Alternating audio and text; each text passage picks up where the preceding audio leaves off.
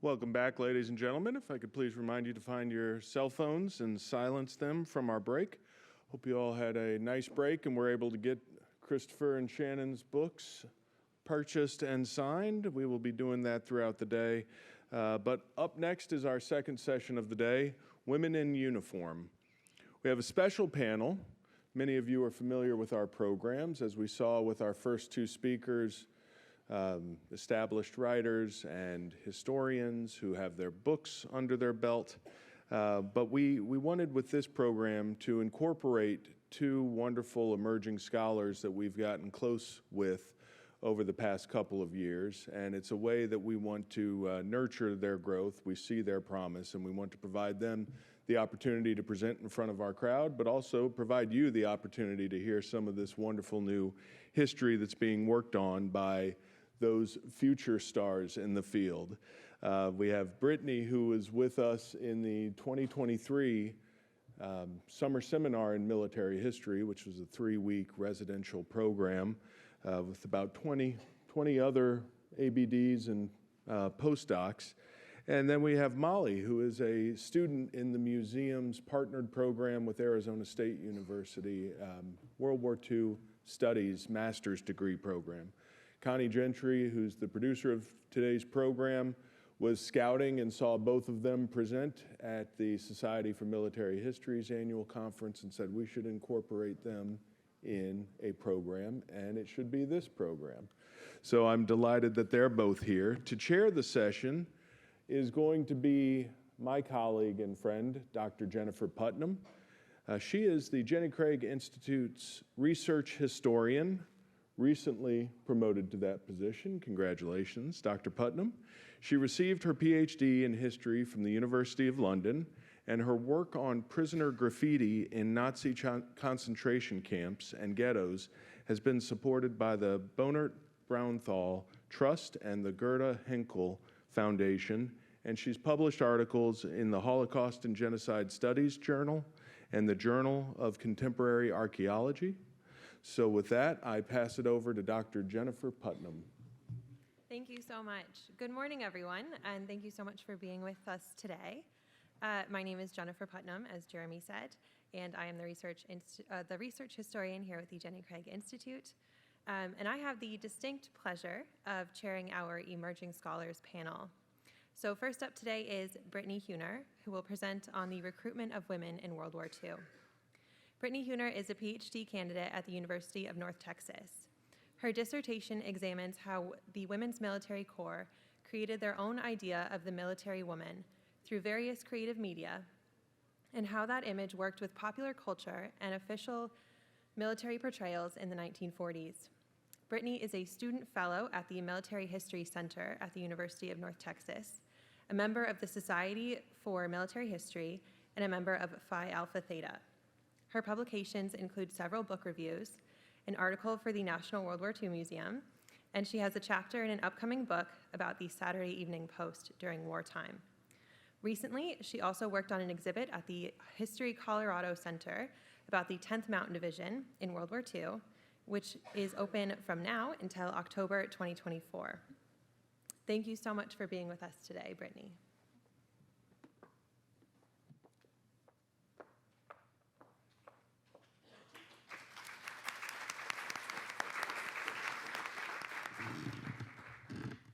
Sorry, y'all, I gotta get that much lower for me.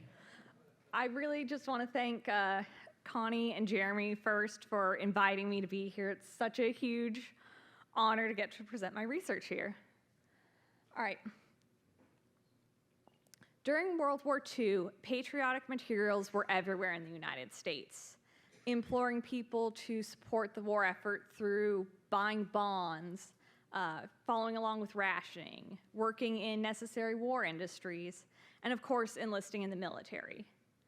A portion of these materials called specifically for more soldiers to join the armed forces. However, these had a major difference from normal military recruitment drives. As one Army Air Forces brochure said, soldiers are needed for these jobs, women soldiers.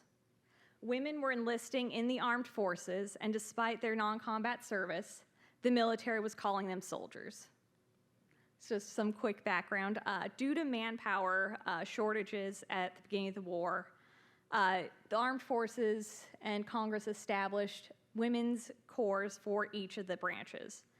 These started with the Women's Army Auxiliary Corps, WAAC, which later becomes the Women's Army Corps, gets incorporated into the Army, WAC. The Navy has their WAVES, standing for Women Accepted for Voluntary Emergency Services. The Coast Guard had their SPARs from the motto Semper Partus, and the Marine Corps had their Women's Reserve, and we'll have more about that name later. So some background, these women worked in a variety of jobs, with more opening up as they proved their skills, except for combat, obviously. They were part of the military, but in separate units from the men. These weren't integrated units. And most importantly today, these women were volunteers. No women were drafted. So the military had to really go out and work hard on recruiting in order to get women to fill these quotas. They recruit in a variety of ways. We've got radio shows, parades, store windows designed. But for this, I'm mostly going to be talking about pamphlets and posters, because those are easiest to put on a PowerPoint too.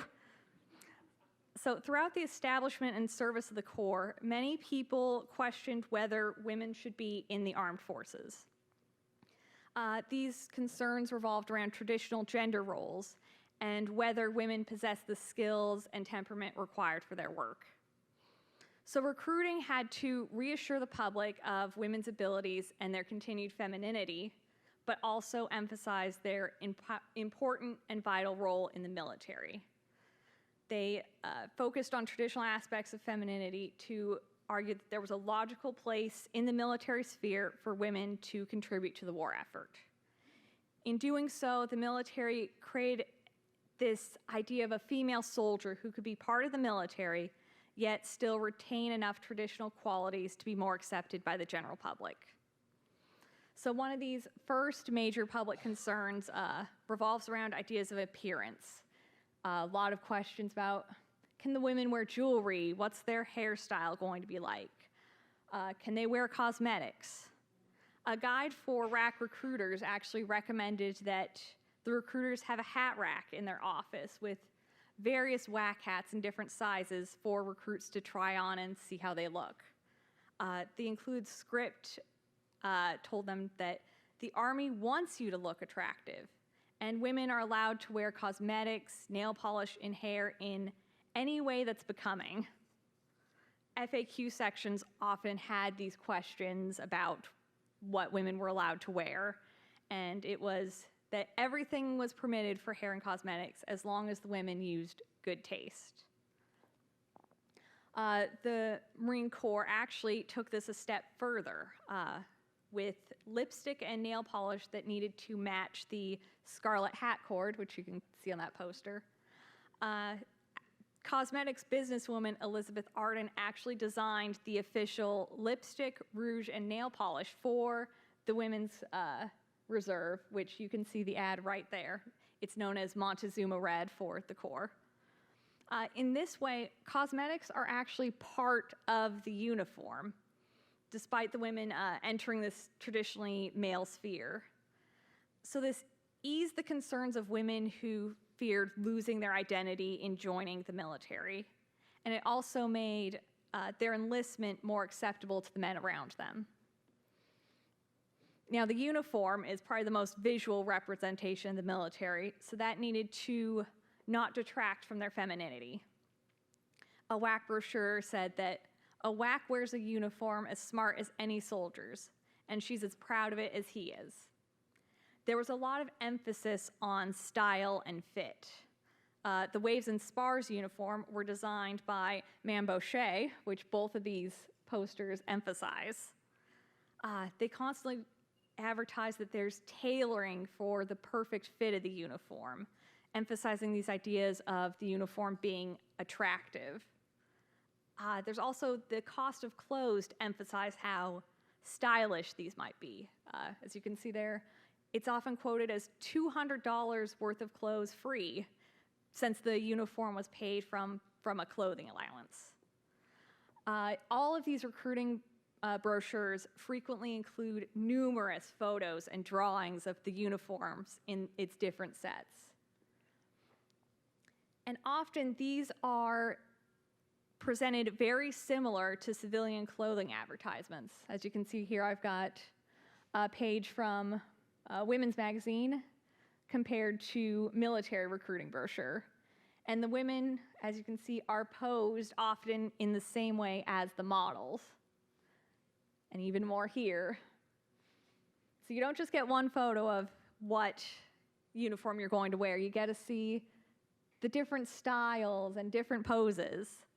So these reminders to civilian femininity emphasize that there's no negative change to the enlisted women. They're going to remain attractive and stylish.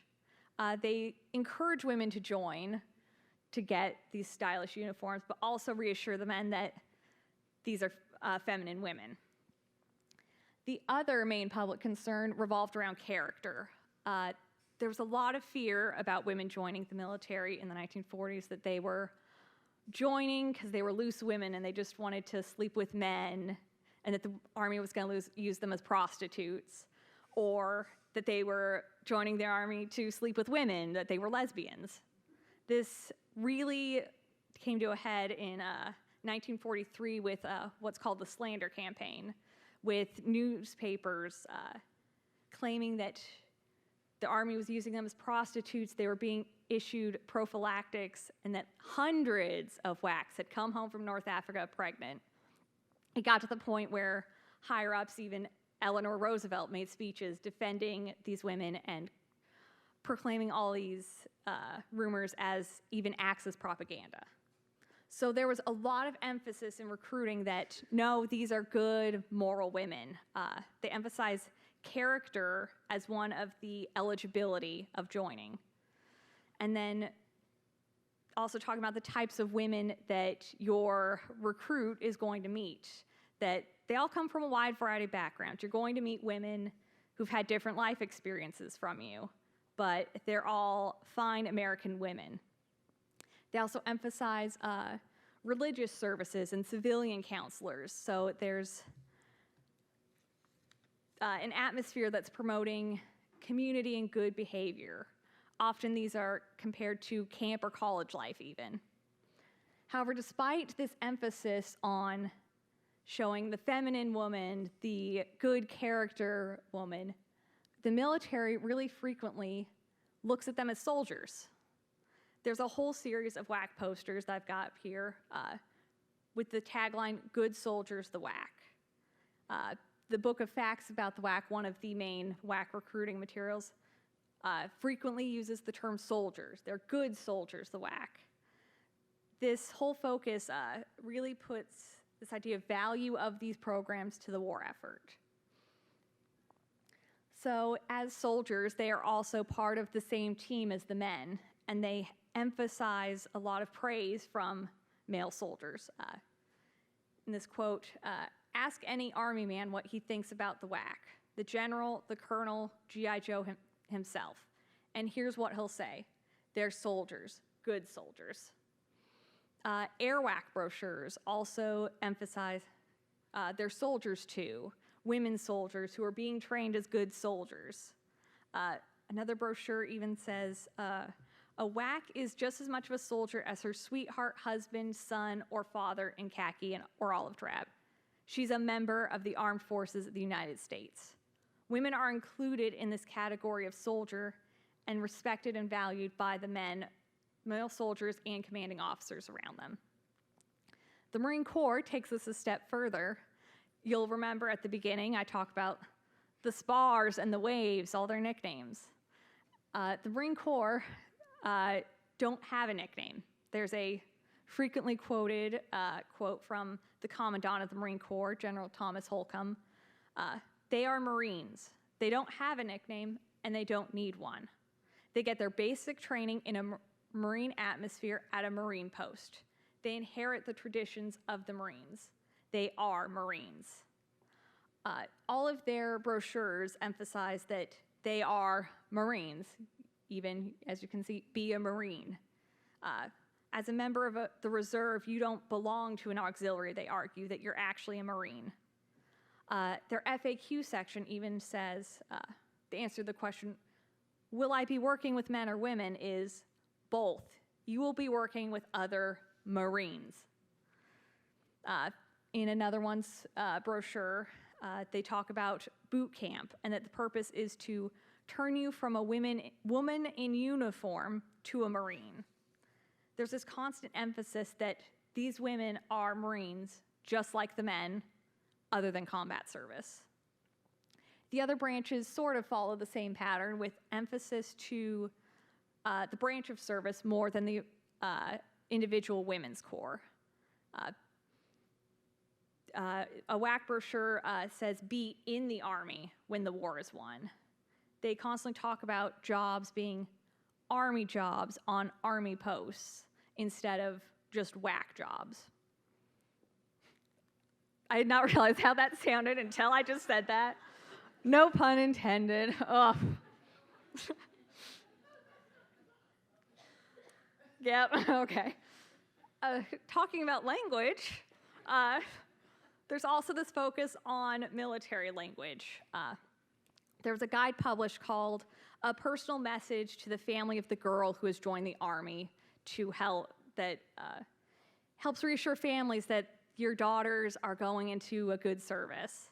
And they explain what Army life is.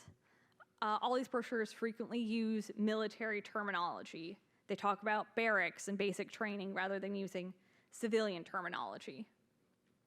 Waves and Spars brochures talk about a month of indoctrination where they learn regulations, drilling, and speaking the Navy language. That means, as the brochure explains, you refer to the floors as decks, the walls as bulkheads, your stairs are ladders, your windows are ports. Even the colleges have ship names with Hunter College is the USS Hunter.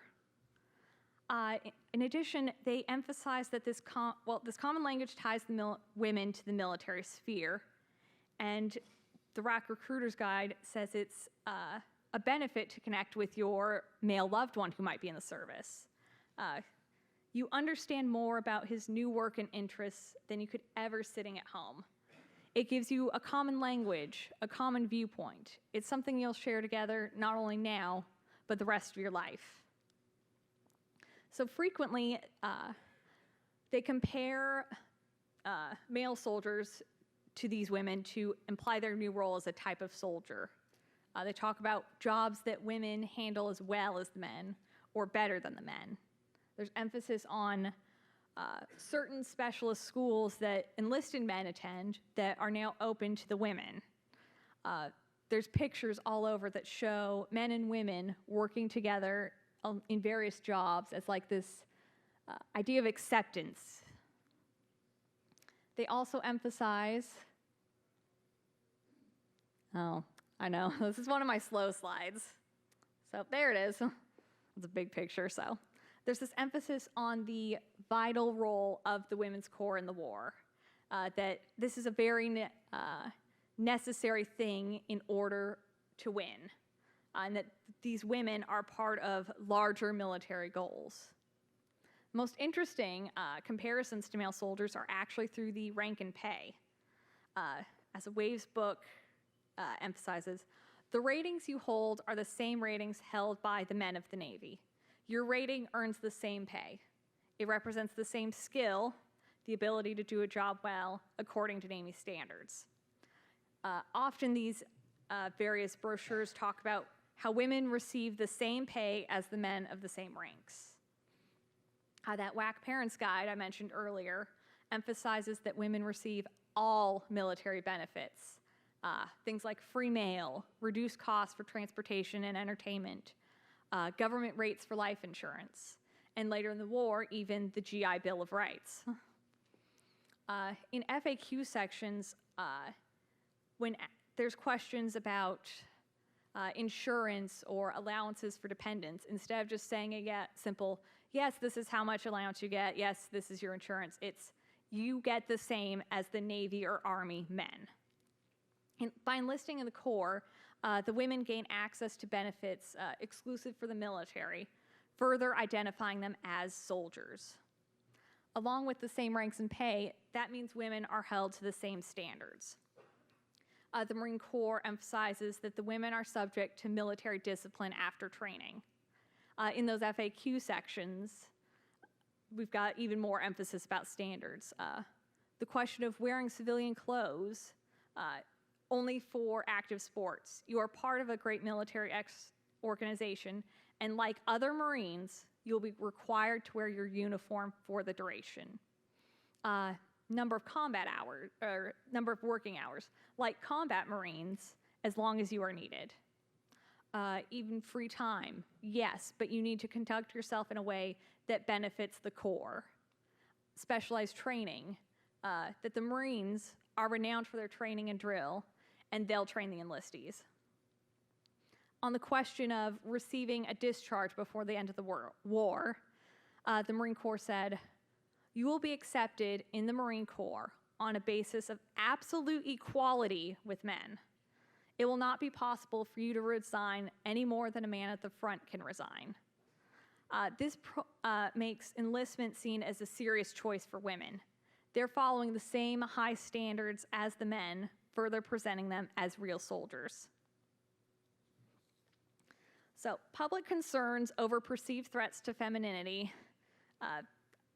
Despite these, a significant portion of official materials actually emphasize the military aspect of women's service.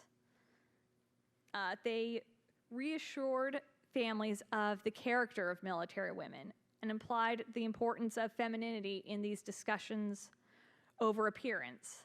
But much of the focus is on this idea of the women as non-combat soldiers. Like I said, the Marine and WACs are directly referring to the women as Marines, as soldiers, with that praise often as good soldiers. The same as soldiers is constantly quoted for questions of compensation, ranks, and benefits, which then extends into conversations on behavior and expectations.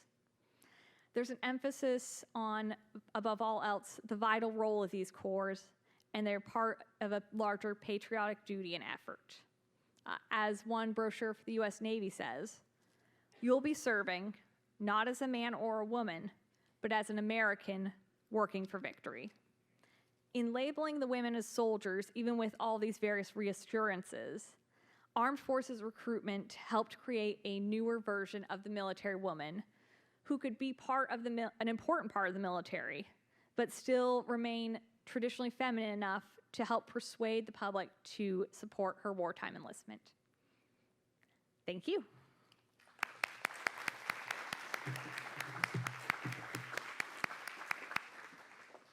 Thank you so much for your wonderful presentation. Now we will turn to Molly Sampson, who will be presenting on the Women's Army Auxiliary Corps training programs. Molly Sampson is the Executive Director of the Sandusky Area Maritime Association and is currently pursuing her MA in World War II Studies at Arizona State University.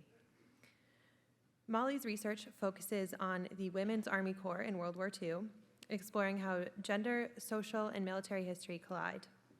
Molly has presented her research at acclaimed conferences, such as the RAF Museum Conference, the Society for Military History, and the James A. Barnes Conference. She has also shared her research through the exhibition, The Triple Victory of the 6888. Over to you, Molly. Thank you so much. It's an honor and privilege to be here today. So, in May of 1942, due to an acute manpower crisis, the War Department undertook a grand experiment, enlisting women. This newly created Women's Army Auxiliary Corps, and later the Women's Army Corps, was designed to alleviate this crisis. However, before women could begin to release men for combat, they first needed to be trained. Because of the limitations based upon the Corps, their training could not simply duplicate that of their male counterparts. For the approximately 150,000 women of the WWII, life in training was a new and unfamiliar routine. The actuality of life in training for WWICs was an experience that would set the tone for the rest of their service, not only due to the limits of women's service, but also to the effects of rapid growth on training programs. This growth pushed against the boundaries of both gender norms and Army tradition. Congresswoman Edith Norris Rogers, a Republican from Massachusetts, was determined that should the country once again find itself at war, quote, women would not again serve with the Army without the protection that men got. In May of 1941, she introduced H.R. 4906, a bill to establish a Women's Army Auxiliary Corps for service with the Army of the United States, which proposed that 25,000 women serve with, but not in, the Army in a brief list of recommended occupational specialties that were non-combatant roles. The progress of H.R. 4906 was stalled repeatedly through the summer and fall of 1941. At one point, the director of the Bureau of Budget stated, "There appears to be no need for a WWII, inasmuch as there will never be a shortage of manpower in the limited service field." It was not until the attack on Pearl Harbor that a sense of urgency was attached to the creation of the Women's Corps, and a new WWII bill was introduced in the House. In an effort to ensure the Corps could become operational quickly after the bill's passage, a team of pre-planners was appointed in February of 1942 and were ordered to, quote, build a fire under WWII planning. This group would make decisions ranging from the rank structure of the Corps to the shade of dye for the issued stockings. But one of the highest priorities was that of training. In April of 1942, Colonel Don C. Faith replaced the original officer assigned as WWII school commandant. While general planning was conducted before the passage of the bill, the actual work of the training center could not occur until the WWII was officially established, which it finally was on May 14, 1942. On May 16th, Ovida Culp-Hobby enlisted in the WWII as director, with a rank equivalent to colonel. She'd been chosen as director because of her established record as liaison between civilian women's groups and the War Department, demonstrated to Army leadership that she could lead the WWII without stepping outside of gender norms or challenging male power. Hobby immediately began a cross-country recruiting and press campaign. Her initial press conferences included handouts centered on recruiting and training plans, standards for enlistments, and other routine information. However, these were ignored in favor of questions such as, is lipstick essential to feminine morale? And whether or not members of the WWII would be able to wear lipstick and nail polish while in uniform, or date male officers. Hobby took all of these questions in stride, attempting to strike a balance between the seemingly incompatible attributes of feminine and martial. While Hobby was occupied with public relations, Colonel Faith arrived at Fort Des Moines, Iowa, accompanied by 10 officers less than 2 months before the first female recruits were scheduled to report. The limitations of the auxiliary status of the Corps began making themselves evident, with unclear channels for requisitions to convert a cavalry post into a training center. The decision to convert stables into barracks was kept mum. Had the WWII not been an auxiliary, the multitudes of requests need not have been sent to the WWII director's office, but rather kept locally within the 7th Corps. This initial recruiting campaign was wildly successful. Over 40,000 applications were requested from recruiting stations nationwide. From those applications returned, 440 women were selected for their education, work background, and excellent character to join the first training classes at Fort Des Moines to begin on July 20th, 1942.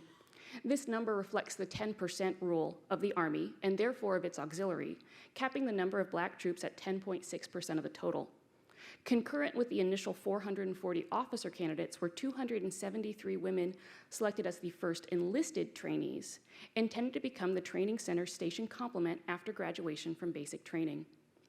While eventually all officer candidates would begin their service as enlisted women, the first 1,446 trained directly as officer candidates, with one notable exception. The War Department repeatedly denied one applicant the opportunity to attend officer candidate school, eventually having General Marshall himself explain why it would be impossible. Ovida Culp-Hobby could not attend training. Her relative rank of colonel prevented it. This exclusion was a huge disappointment to her. She felt strongly that she needed to go through the same experiences as the women she would command. In an attempt to temper WWII detractors, Faith was determined to make the training as steeped in Army doctrine as possible. He stated in a letter after the war, "It was obvious to all of us that a considerable percentage of the Army was either opposed to the WWII idea or very doubtful of its potential success.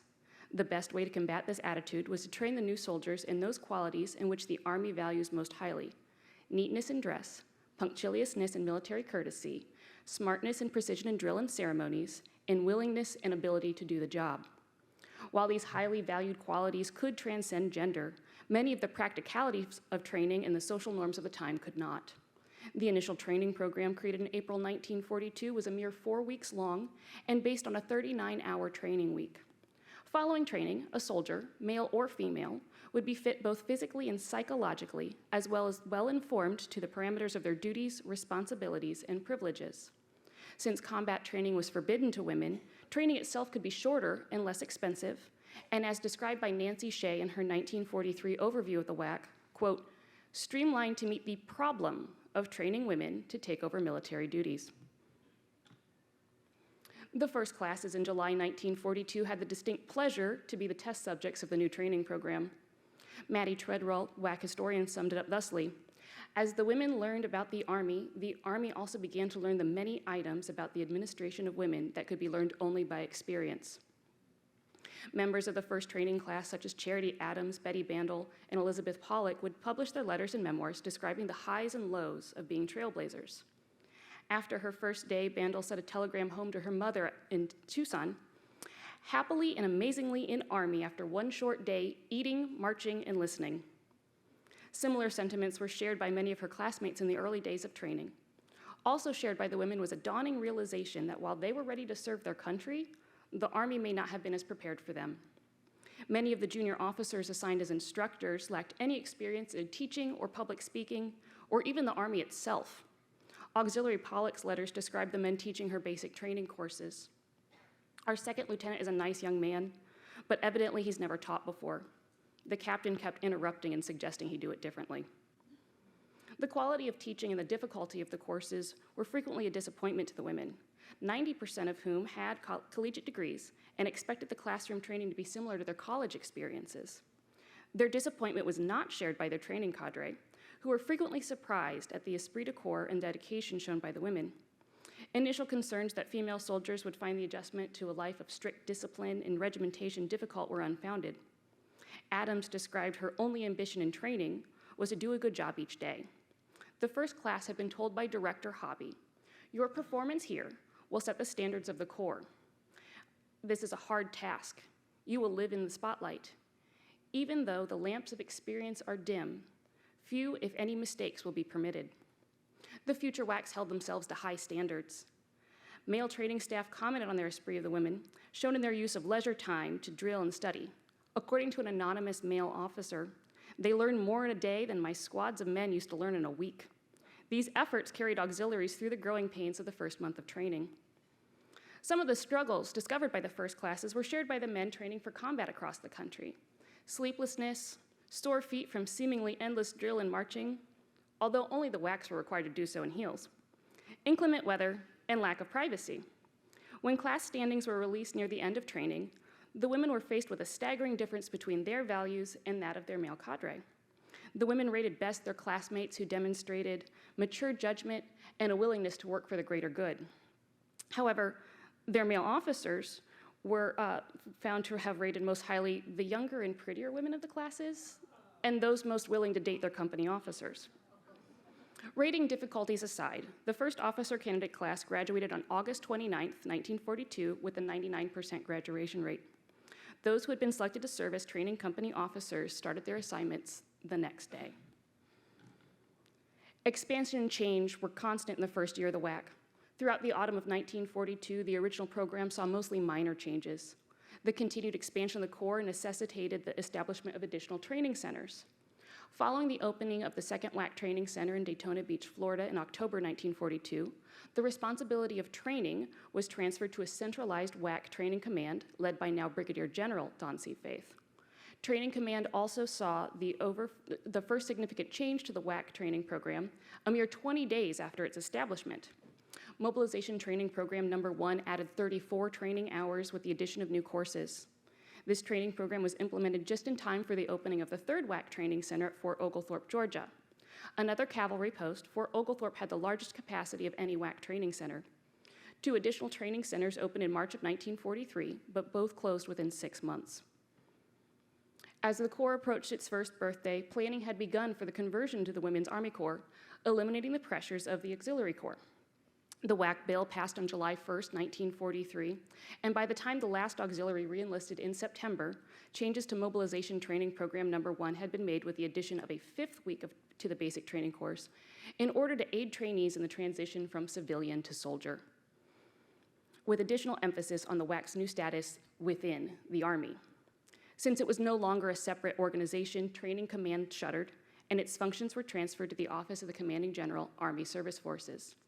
ASF made the final changes to the WWII basic training program in July of 1944 with Mobilization Training Program 35-10. This added a 6th week to the program, bringing the total hours of instruction to 288, more in line with the men's. But the hours spent in individual courses varied drastically, with 153 of the men's training focused on combat. Both during and after the war, repeated emphasis on the similarity between training for men and women was made, but the actual training programs prove otherwise. WWIIs had courses such as indoctrination, administration, supply, and ceremonies and parades, which were not included in the men's program. WWIIs also spent significantly more time learning about military customs and courtesies, drilling, and in physical training, with notable extra hours allocated for instruction in hairstyling and the application of cosmetics. While some courses assuredly used the same training material, entirely new material was also necessitated. Charity Adams helped draft the first WWII-specific drill regulations, as the standard infantry drill manual used was built around a male uniform. There was no language to accommodate the wearing of skirts. War Department Pamphlet 35-3 WWII Life was published, replacing the use of Field Manual 21-100, Basic Field Manual Soldier's Handbook. Designed to provide a fulsome overview for the new WWII, the manual included an admonishment to, quote, stay feminine. Maintaining your feminine appeal will buck up your morale tremendously. When you're happy about life in general, you'll be happy about your life in the Army. The most notable basic training courses specifically redesigned for women were physical training and social hygiene. Both had demonstrated the need for different training doctrines for men and women in early 1942. The objective of physical training was to enable each individual to obtain the highest possible degree of physical fitness. While this objective seems to not be gendered, the weaker sex had far different fitness standards than GIs did. Instead of preparing for combat, women would train to gradually increase their flexibility and endurance with a noted avoidance of bulging muscles. The only WWII-specific field manual to be published, FM 35-20, was published in 1943. Its precursor, You Must Be Fit, was published by the Infantry Journal and added several pages at the end offering different hairstyle options for WWIIs, as well as instruction in the application of rouge. The concern for maintaining the femininity of the WWII members was closely tied to concern for their moral and sexual well-being. Pregnancy was an automatic discharge, dishonorable for unmarried women. WWIIs could also be discharged for venereal disease, though its circumstances were less defined. Because of this, there was a need for women to, quote, develop an understanding of feminine sex hygiene and a realization of the importance to the individual and to the Army. This led to the creation of War Department Pamphlet 35-1, Restricted Sex Hygiene Course. Despite the course's approval by the Surgeon General, the WWII struggled with public perception. The slander campaign had raised concerns that WWIIs were serving as prostitutes, and any mention of contraceptive or sexual education would simply underline those public concerns. While the attempts to align WWII training with their male counterparts, it was the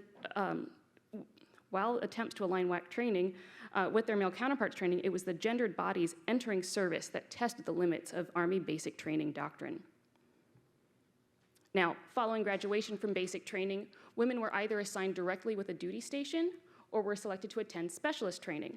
Initially, this was limited to a few technical courses at Fort Des Moines, Administration School, the Bakers and Cook School, and Motor Transport School.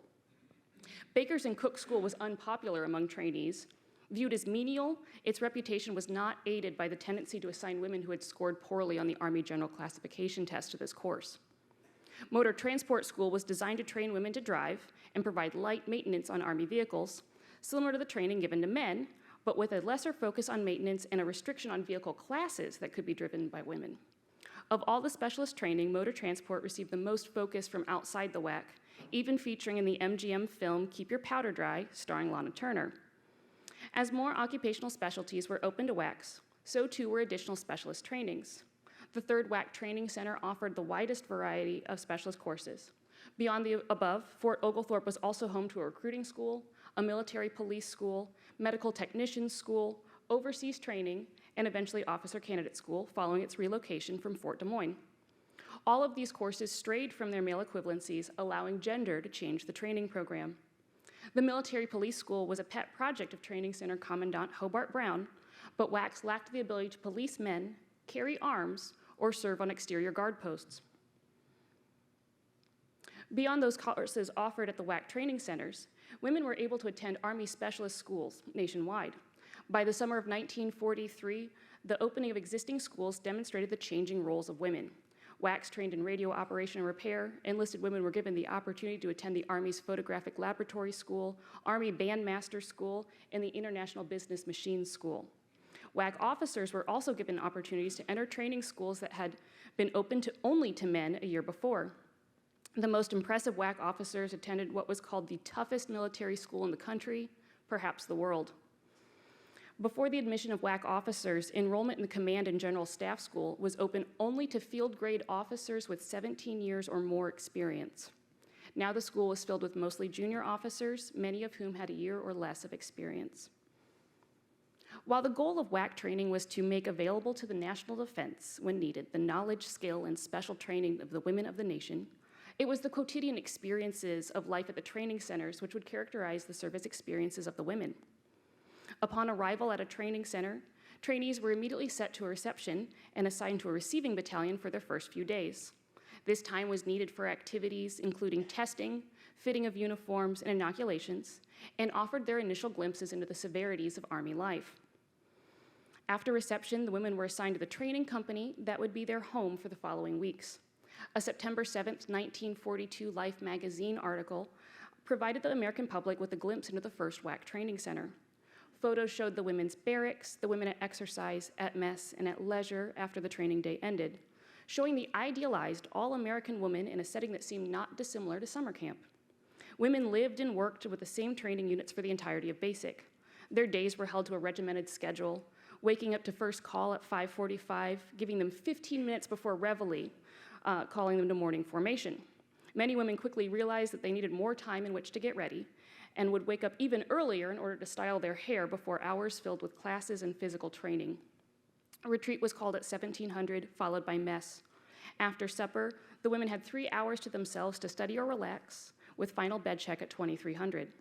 Weekends were for rotating inspections, personal time on the post, or even the occasional pass to go into town. One of the most publicized aspects of the training centers were post beauty parlors. These featured prominently in recruiting materials and press coverage. Civilian hairdressers provided haircuts, permanents, and styling advice to ensure WWICs had hairdos above the collar per regulation. Women were also able to take advantage of other post amenities, such as the post lending library, the swimming pool, and the service club. By offering some of the comforts of civilian life, morale was able to be maintained through training. One of the most significant morale-boosting events occurred in April of 1944 at Fort Oglethorpe. Up to this point, all training center commandants had been male officers, typically with prior service in the infantry or cavalry. Lieutenant Colonel Elizabeth Strayhorn broke this pattern when she assumed command of the 3rd WWIC Training Center. The thousands of WWICs on post proudly passed in review during the ceremony, which was reported on the first page of the Chattanooga Sunday Times the following day.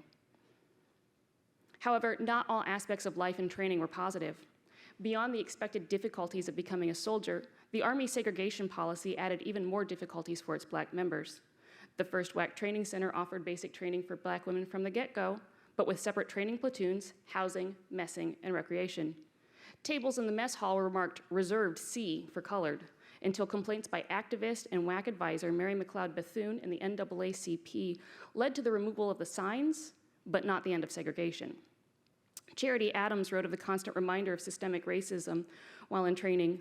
Even with the sameness of the activities of the first OC class, I was always conscious of the segregation of the Negro WWICs. This put a damper on thoughts of the future. When officer candidate school and extended field service training moved to Fort Oglethorpe, the effects of the Jim Crow South were evident. While the post was purportedly not segregated, the post commander, Howard C. Clark, ensured otherwise.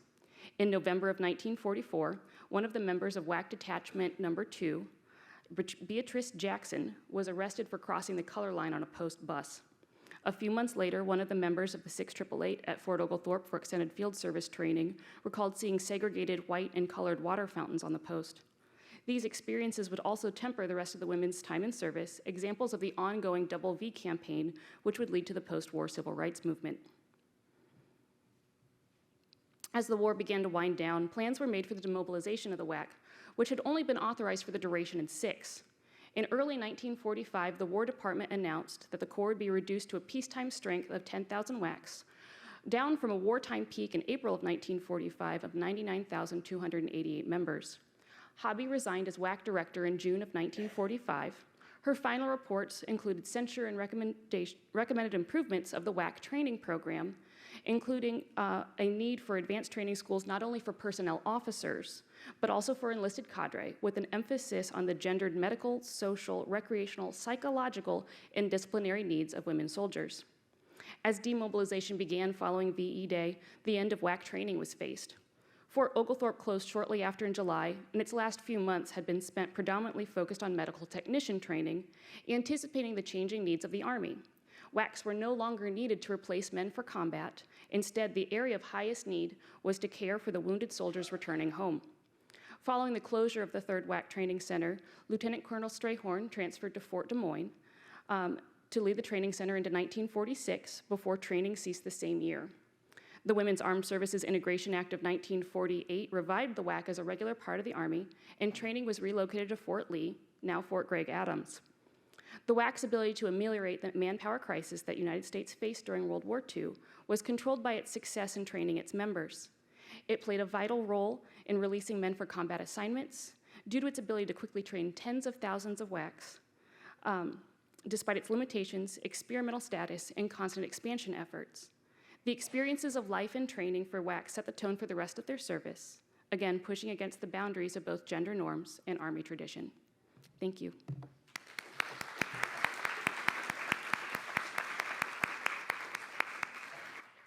Thank you so much, Molly. And before we get to our Q&A session, I'd just like to have one more round of applause for 2 really excellent papers.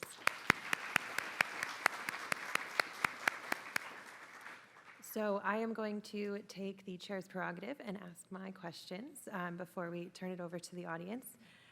So my first question is for you, Brittany, and I'm wondering, what were the main differences in men's concerns and women's concerns about women joining the service? And how much did that play into how these campaigns were devised? Were they really coming from women and women's concerns about service, or were they largely influenced by men and what they might think about women joining? Oh, that's a good question.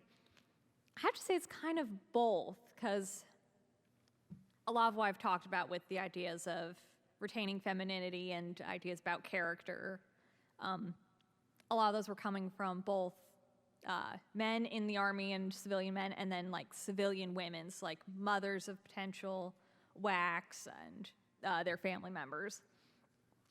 But the potential recruits themselves, there's some crossover with sort of like this idea of how women can exist in that military sphere. So there are some of the same concerns about appearance and stuff, but also concerns about being lonely. Like, am I gonna be able to get along well with the other women in my troop? Or am I going to be able to like take orders from someone? So some of these questions are handled in the recruiting books. There's the one I quoted that talks about the hat rack and everything. It has different scripts for the type of recruit girl you might see. So the one who's super independent and she doesn't know if she can exist in like a hierarchy in the military, here's how you talk to her. Or the super shy girl who's never left home before, here's how you would recruit her. So yeah. That's really interesting. Thank you so much. So my question for Molly is, you mentioned that Hobby wasn't allowed to attend officer training school. I'm wondering if that became an issue later as she was leading the WWIC? Excellent question. So Hobby was known for her inability to march or salute. And it actually came out in some letters in the collection of University of North Carolina, Greensboro, They have letters from an auxiliary, Adeline Sears LaPlante, and she's writing home and she's talking about seeing Hobby and how poorly she marches and salutes. It even says, "Can't she even try?" And to me, it's so absolutely heartbreaking because Hobby begged for the opportunity to go through basic training, and she was always very aware of how messy her marching was and how poor her salute was. And it was really an object of shame for her when she's doing all of these amazing and other things and driving herself to the point of exhaustion that she collapses as soon as she retires and goes into hospital. So it's interesting to see that from both sides of Hobby asking for the opportunity to train and then the auxiliaries who have no concept of this going, "Can't she even try?" Wow, that's really interesting. I'd like to turn it over now to the audience, if you have any questions for our two panelists. Will be to your left first. My question is for Brittany. You were talking about the idea of equality and pushing equality in recruitment for these women and the idea that they would be respected by men in the recruitment process. Was that the reality once they were in the service? All right, good question. A lot of what I've seen, well, on paper, a lot of it is equal, like the pay and the ranks, and in theory, the GI Bill. It was harder to actually get the GI benefits, but on paper, that was the same. As for the treatment of women, a lot of what I've seen is that many of the men had a hard time serving near the women at first. There was a lot of like sexism, mean pranks, and all that. But once they worked alongside the women for a while, especially overseas, there's more of this camaraderie and more of like the praise that I quoted earlier, especially from the commanding generals. So I think it was a process for that treatment. We'll stay to your left. I love the Montezuma Red for the Marines. Did the Army also develop their own lipsticks? I've somewhere heard anecdotally that there were 2 lipsticks that the Army permitted, one being Victory Red. I don't know if that's true or not. Yeah. Molly probably knows more than me. Sorry, I'm gonna jump on this one. So the Army didn't have its own, but they had regulations suggesting colors. And Elizabeth Arden, even though she specifically made Montezuma red, actually had a booklet designed for all of the branches with suggestions for colors of lipstick, nail polish, rouge, even base powder, not based on your complexion, but based off of what uniform you were wearing, which is really fascinating because it's not how I match makeup. And then you also see, going outside of lipstick, examples like Q-Tex had 2 different shades of nail polish. They had on-duty and off-duty. And the on-duty was actually kind of this like dusty rose color, again, designed to complement the olive drab uniform and not be quite as stand out as red. But if you look at photographic evidence, it's very clear that red was still very popular. And the WWII training centers with the Bose beauty parlors even had manicurists on site as well. So it wasn't the specific Montezuma red, you have to match the hat cord, but more of a generalized, make sure it complements your uniform. Yep. And I will add, the Victory Red that you're talking about, if I remember correctly, that is the civilian's Montezuma Red. So it's the same one, but like a civilian could go get Victory Red. We are to the left towards the back.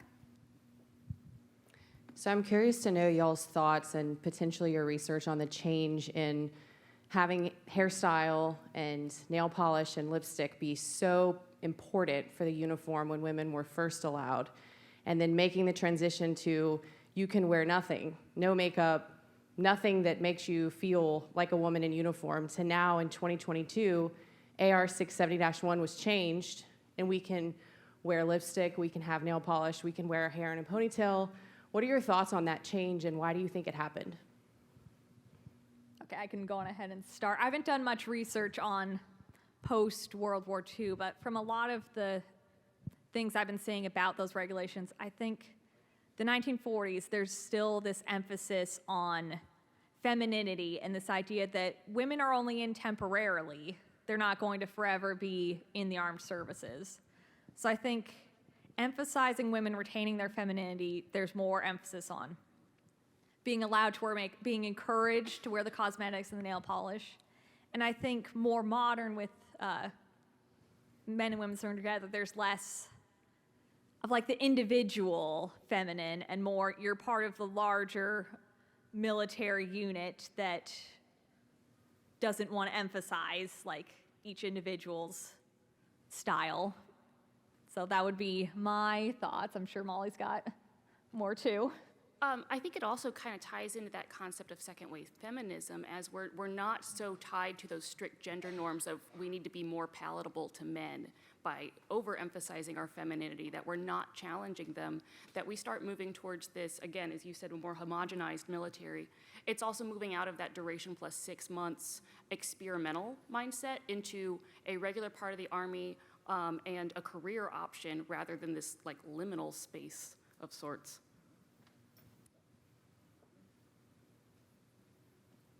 We have a question to your right in the back. Hi, I wondered if these women service members were able to share in the adulation at the end of the war, the ticker tape parades or the nationwide celebration that broke out at the time of the victory. So I'm going to use the ETO as a specific example.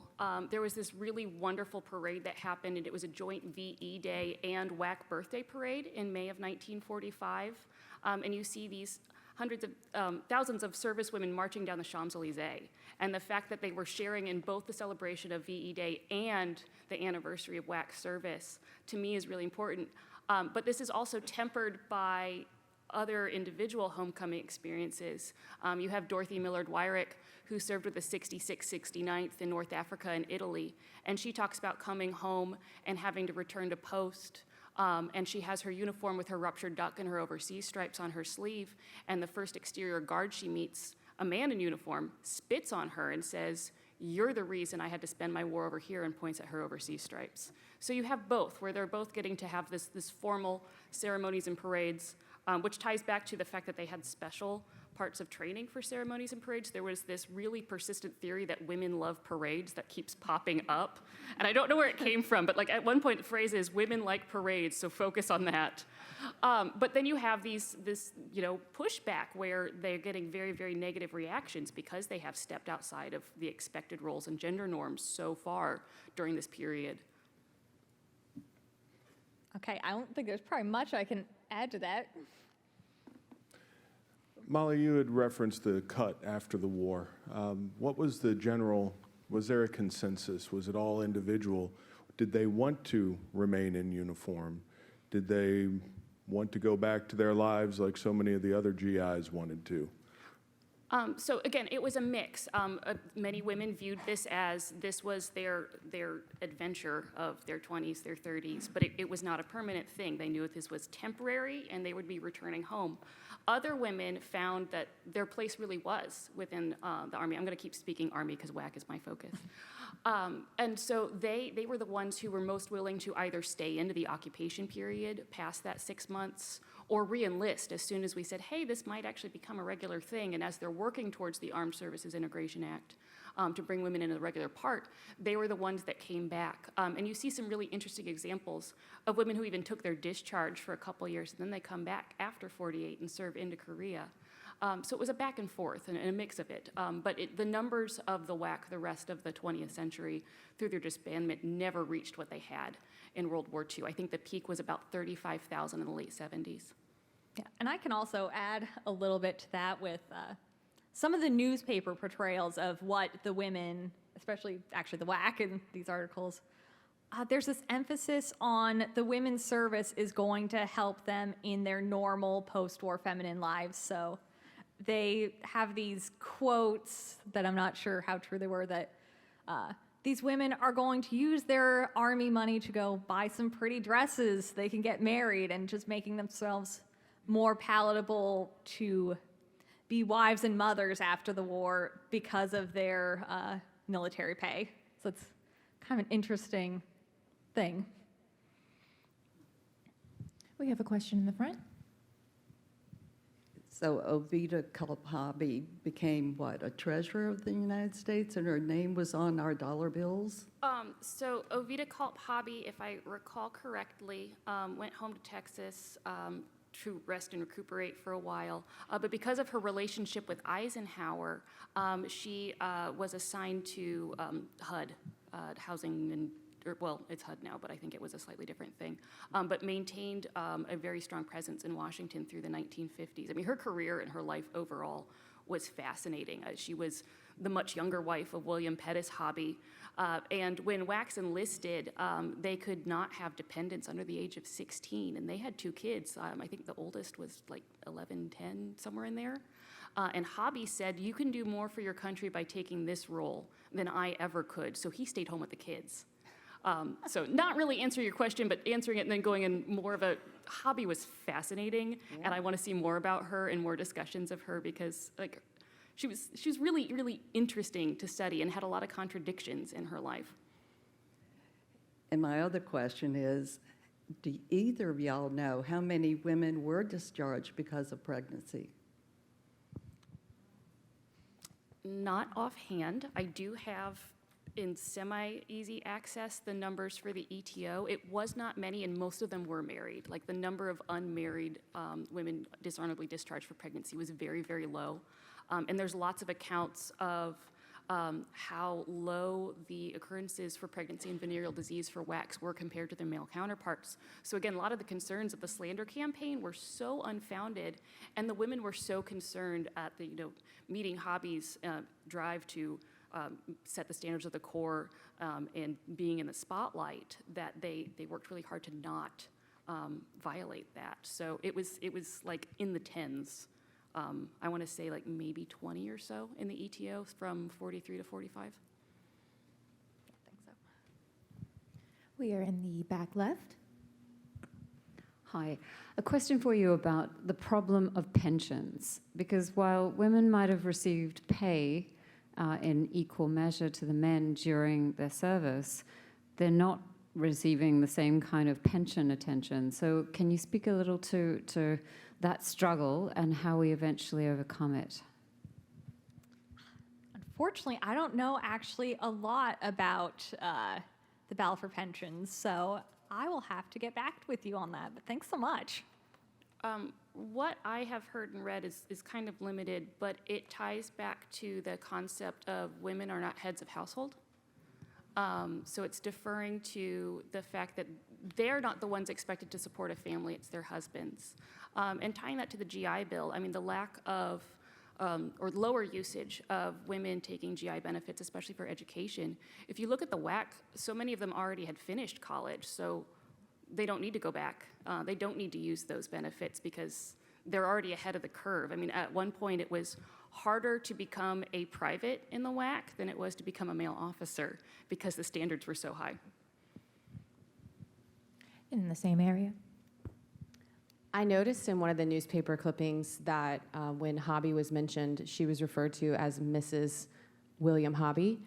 Did you notice in your research, did that ever change throughout the war, or was she always referred to by her husband's name? So that actually changed with the shift from auxiliary status to regular status because, again, as they were the Women's Army Auxiliary Corps, she didn't have true rank of colonel, it was relative rank. So they were a lot of times deferring to the social conventions of the time.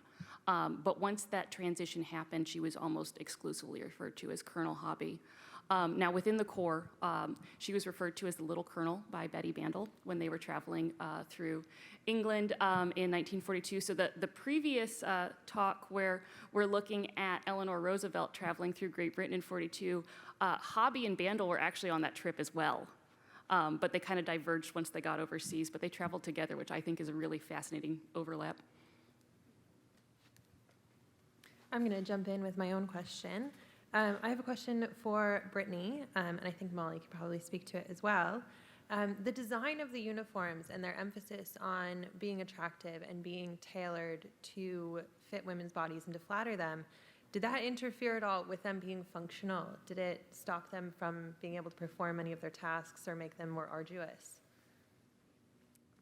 So yeah, I like that. I think Molly's like the uniform expert, so. Only for WWII, not the other branches. But yeah, I Okay. Yeah, go on You're ahead. good with me doing this? Yes, and it popped up at repeated times. So if you look at the very, very, very early photos of like the first WWII training classes, their uniforms actually have a belt on them. And while it didn't really impede their work, the belt would cause everything to ride up because in an effort to try to conserve some materials, they didn't put any interfacing in them, so they're very flimsy. And the whole like creation of the uniform for the WWII was a train wreck. But what you really start seeing it is when they start getting in theater. So if you were not assigned to like motor transport or a mechanic's job, you were expected to wear the winter service uniform in the ETO, which was skirt, blouse, jacket, heels. And then they realize how cold and wet Great Britain is, so you have all of these women shivering in these offices in England.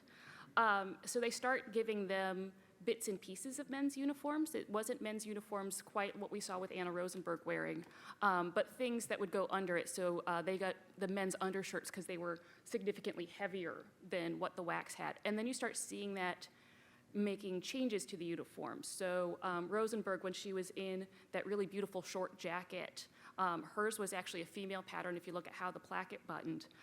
That was pulled from the British battle jacket because it was a heavier weight wool, it was warmer, it was better designed for the climate. And WWII started having one-offs made, and then the War Department, the quartermaster, caught up and had them issued, but they were only allowed for wear in the ETO. You couldn't have them stateside, you didn't see them in other theaters until at the very end of the war. Now, on the other side of the world in the Pacific Theater, because of the high risk of malaria, WWIIs were supposed to wear long sleeves and trousers. Now, at this point, the only uniform that WWIIs have that is geared towards long sleeves and trousers and not freezing cold weather like the M43 uniform were the HBTs, herringbone twills. And they were miserable. Like the HBTs in all of their iterations were maligned because they never fit well. The size tariffs they were using were not really geared towards women's bodies. And so you start seeing these instances of WWIIs in the Southwest Pacific Theater trading dates with GIs and Seabees nearby in exchange for pants. And so if you start looking at photos, like the early days in New Guinea, they're in HBTs, which had a tendency to rot easily in the very damp climate. And then as it goes on and later on, you start seeing them wearing their summer weight shirts and then male pattern khaki trousers. And it's because those trousers fit so much better, they lasted longer, and they fit the climate better. Yeah, and I will add, so the WWIIs were first, so oftentimes the WWIIs had to experiment with stuff that then the other corps could just benefit from. So I think they had more uniform troubles that the other corps could change. But going off of the appearance of the early WWII uniforms, one of the thing that's quoted a lot is a lot of women joined the Navy versus the Army because of the uniform. They all love the Waves uniform. Like, they all quote that, and then they don't like the WWII uniforms. Well, and that was pushed a lot by the public press. Like, they would post all of these like surveys that they conducted asking the public, like, rank the women's services on uniform. Not job opportunities, not what they were doing, not where they're serving across the world, but just on aesthetics alone, which uniform do you think is the most attractive? And the Army was like always rated at bottom of the barrel. I think we have time for a few more questions, if there's any more out there. We have a question in the front here. What percentage of women served in Europe versus in... What percentage of women served in Europe as opposed to stateside? Okay, so peak strength of the WWII was, as I mentioned earlier, just over 99,000. You had like 10,000 and change WWIIs in the ETO at their peak strength. And then the other theaters, I want to say the Pacific had about 3,500 WWIIs, and I don't remember Mediterranean offhand, but CBI even had a few small groups. So the bulk, 75, 80% of the Corps stayed stateside. It was just a very small number of them that went overseas. And overseas duty was very much a volunteer thing. Now, some of it, if you read accounts, like it was more of a voluntold than a true volunteer. But there were no, like, you have to go overseas like the men had. It was because it was a volunteer corps, because of all of the public relations issues that they were facing. It was very much a voluntary option to go overseas. But the ETO had the highest number, and a lot of that is because of the Army Air Forces. So if you look at how the WACs were assigned to the various branches, the Army Service Forces, the Army Ground Forces, the Army Air Forces, the AAF was the most welcoming of WACs. And some of that ties back to them having the first outside assignments from the training centers. So in September of 1942, the first WACs to leave Fort Des Moines head to the Eastern Seaboard to serve with aircraft warding services and replace the volunteer unpaid female civilians who had been staffing them. That ended up not being as needed. We really weren't getting any cross-oceanic air attacks. But the Army Air Forces were so impressed by the efficiency of these women and how well they fit into their structure that they were asking for 500,000 WACs to be assigned to it. Now, at this point, we hadn't even topped peak strength allowed to 150,000. So they're asking for way more than that. And they were also the first to receive WACs in Europe. So the first WACs to go overseas were actually assigned to Eisenhower's headquarters in North Africa. But the first large shipment of women to go overseas were WACs assigned to the 8th Air Force. So, you know, tying into Masters of the Air, we should be seeing way more WACs inside things. But they received the first. So the first WAC separate battalion went over right after the conversion from the auxiliary to the WAC. They landed in Britain in July 15th, 1943, under the command of Mary Halloran. And with the exception of a very small group sent to the WAC staff director's office for the theater, they were assigned to post headquarters companies that would serve with the 8th Air Force. Later on, the 9th Air Force and the U.S. Strategic Air Forces would also have WACs. So they had the largest percentage of those in Europe. And I can add, because Molly's been talking about WACs, the WACs were the only ones who served overseas. The Waves and the Marines eventually were able to serve in Hawaii, and I think there was an island off of Portland that they could get on a boat to and serve there. But the WACs are the only ones to serve in the other theaters. Except for nurses. Army and Navy nurses were there first. Yeah, forgot about the nurses. We have time for one last question. We are back in the back left. Yes, hi. Speaking of nurses, that was going to be my question. What was, if you know, the relationship between the WACs and the Army nurses? Were they comrades? Were they competitors? Were they? Did they hang out together? Do you know anything about that? Go on ahead. So the WACs and the Army nurses, it's really interesting. A lot of the tension was external and really placed upon them by men. Because if you look at the Army Nurse Corps, they are serving in this caretaker role that is very expected of women, whereas, you know, you have the view of the WACs of what's wrong with them. Like, why are they choosing to do this? Why are they stepping so outside of these gender norms? And if you look at the homecoming experiences especially, again, we talked about the very negative experiences that some WACs had.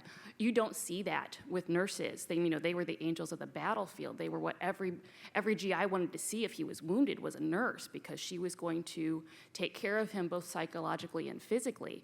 And then were they working together? You did have Army nurses on posts, like Fort Oglethorpe had a post hospital that had been staffed with Army nurses from like 1902 on, and even a small group before the post was formally established.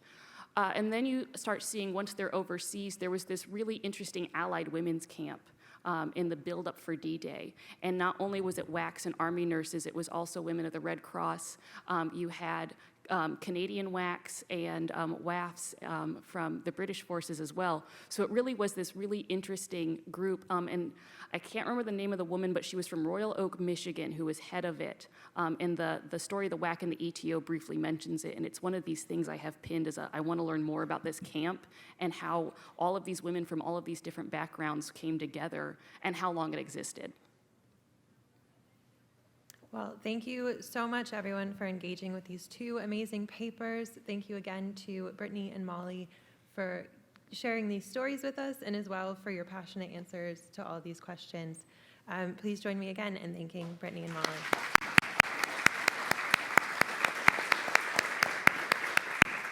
And thank you to you, Jennifer, for chairing the session. The ladies will exit the stage as I introduce the next speaker. Though they will not have books to sign, we look forward to when their books are out and we can bring them back and invite you all so you can get them signed in the future.